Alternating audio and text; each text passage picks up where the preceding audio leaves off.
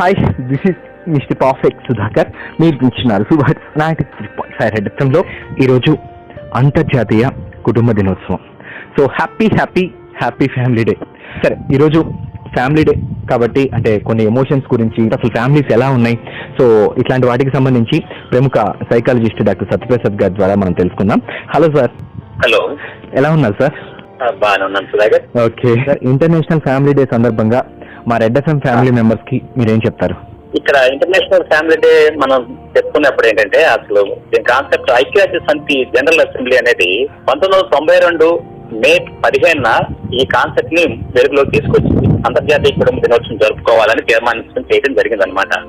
దీని విషయం ఏంటంటే, ప్రపంచవ్యాప్తంగా నానాటికి విచ్ఛిన్నమైపోతున్న కుటుంబాల మధ్య మరలా సఖ్యత నెలకొనేలా చేయాలి అనేది దీని ముఖ్య ఉద్దేశం.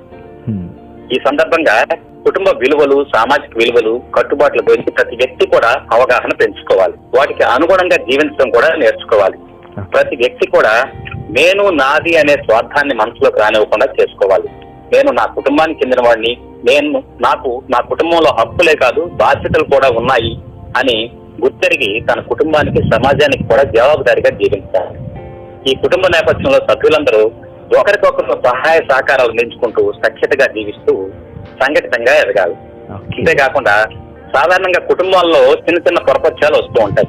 అలాంటి సందర్భాల్లో మనసు విప్పి మాట్లాడుకోవడం ద్వారా పరిష్కరించుకుంటూ సంతోషదాయకమైన వాతావరణాన్ని క్రియేట్ చేసుకుని సుఖంగా కుటుంబ జీవితం గడపాలనేది ఈ అంతర్జాతీయ కుటుంబ దినోత్సవం యొక్క ముఖ్య ఉద్దేశం అన్నమాట.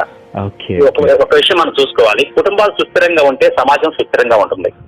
సమాజం సుస్థిరంగా ఉంటే దేశం సుస్థిరంగా ఉంటుంది. కాబట్టి సుస్థిరమైన కుటుంబం కోసం సంకల్పించడం అంటే సుస్థిరమైన మాతృదేశం కోసం సంకల్పించడం అన్నమాట. కాబట్టి ప్రతి ఒక్కరు కూడా ఆ విధంగా ప్రతిన పొనాలి. ఈ సందర్భంగా మీ అందరికీ కుటుంబ దినోత్సవ శుభాకాంక్షలు. Thank you sir, thank you very much sir.